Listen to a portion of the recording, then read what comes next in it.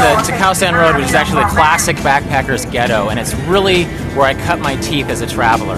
And coming back here is sort of like going back to my old kindergarten or something. I actually felt really sentimental when I came here on the tuk-tuk and saw this old neighborhood where we used to spend so much time. But it's just one of those places that had cheap hotels and a backpacker culture grew up around it. And it's been 7 years since I've been here. So I'm just going to walk up and down the street, see how it's changed, and enjoy the street in the same way I used to enjoy the street.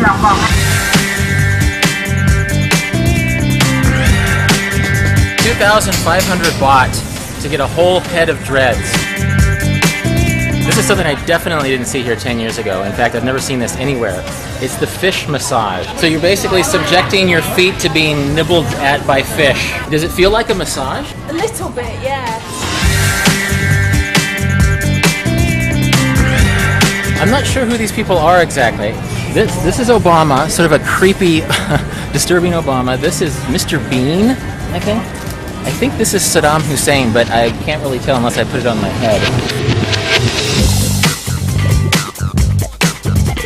Going to indulge in a little bit of classic Thai street food here on Khao San Road. Gonna have pad Thai. What is more classic and more backpacker friendly than a $1 plate of pad Thai? Good. It's like Thai fast food. Next on the street food list is probably the most iconic backpacker food in Southeast Asia, if not the world, the banana pancake. It's been years since I've had one of these.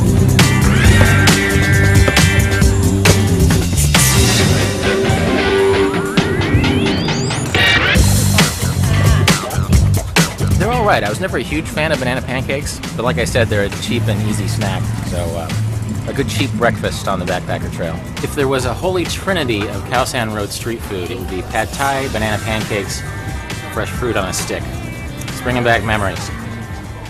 I've taken a walk down memory lane here on Khao San Road, sampled a little bit of street food, but to truly enjoy some Thai street food here, you want to go to Chinatown. And I have a few new and old Thailand friends with me. I have Max here, and Ed, and we also have Taylor. Our street food guides in Chinatown. So let's head across town.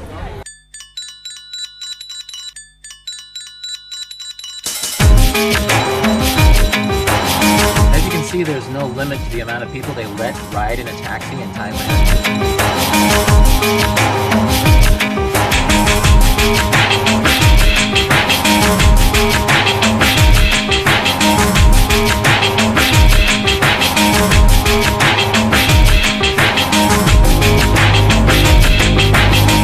So this place appears to be amphibians or us. There's some eel, some catfish, some frogs, and I thought I saw some snakes, but those could have been eels.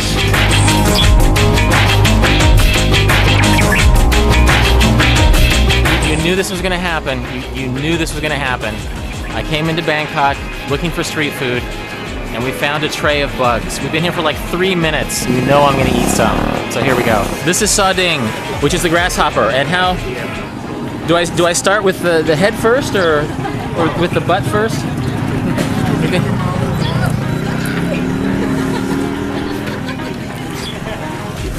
You think if I had eaten this with my eyes closed, it sort of tastes like the skin from fried chicken, but with more identifiable grasshopper traits. Is this like a butterfly larva? I ate something, when I lived in Korea, they had a thing called bundegi, which is silkworm larva. So if you ever want to know what a butterfly looks like before it hatches,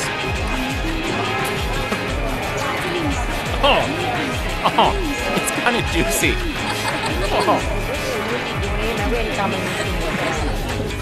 That was strangely less appetizing than the grasshopper. What else do we have in here? Oh. Are these crickets? Yep, looks like it. After the grasshopper, I just don't know if I can eat one cricket by itself. So the grasshopper was a little bit like chicken skin.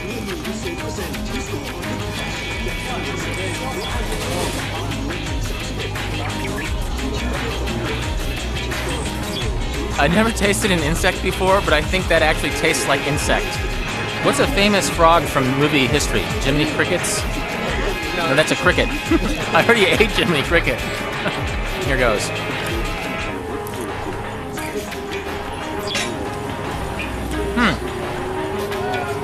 not as bony.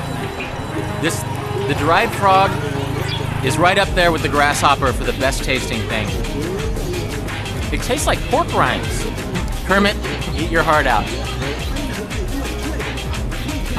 Anybody else? You know, that wasn't as bad as I thought, but I really need a beer right now. That was just a lot. That was too much weird food at once. After the bug incident, Taylor here got a coconut. Which is not wiggly. It doesn't have legs, and it is a lot more appetizing. So notice she's making happy faces and not those horror movie faces that you saw back at the bug stand. So what does it taste like? Good.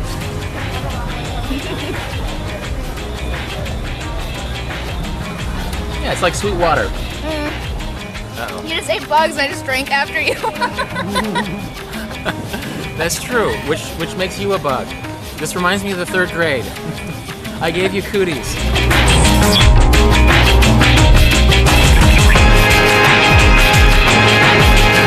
After a little bit of street food, strange and normal, we're gonna go and have some seafood down the street.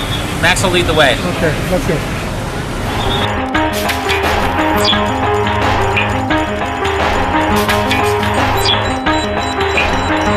This is supposed to be one of the best seafood restaurants in the whole of Bangkok. And sometimes you get some wealthy Thai gentlemen that will never dare go and eat on the street, but then they come and eat here. And some politician. This is like one of those Capitol Hill hamburger joints where the Obamas drop in every so often.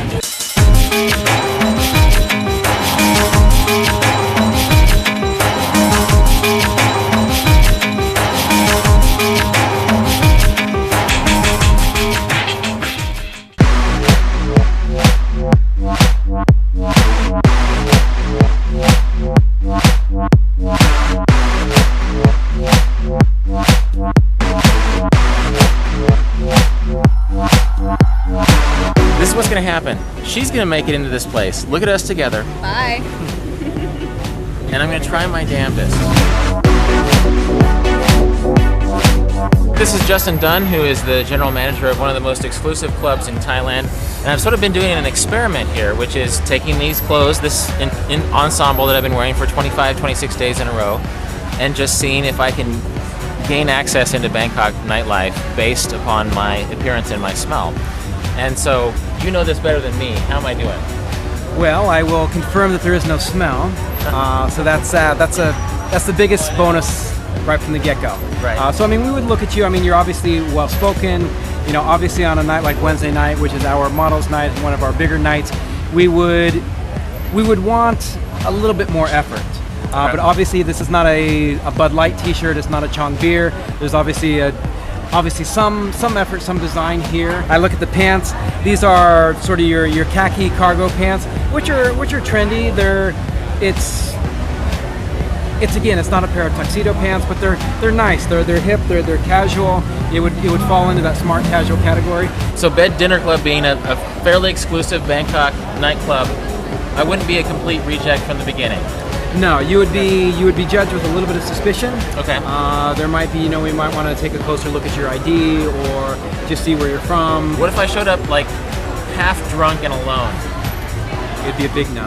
So I passed the smell test. I'm fairly presentable, and I think Justin is going to let us pass the velvet rope. So let's go into Bed Supper Club and see what it's all about.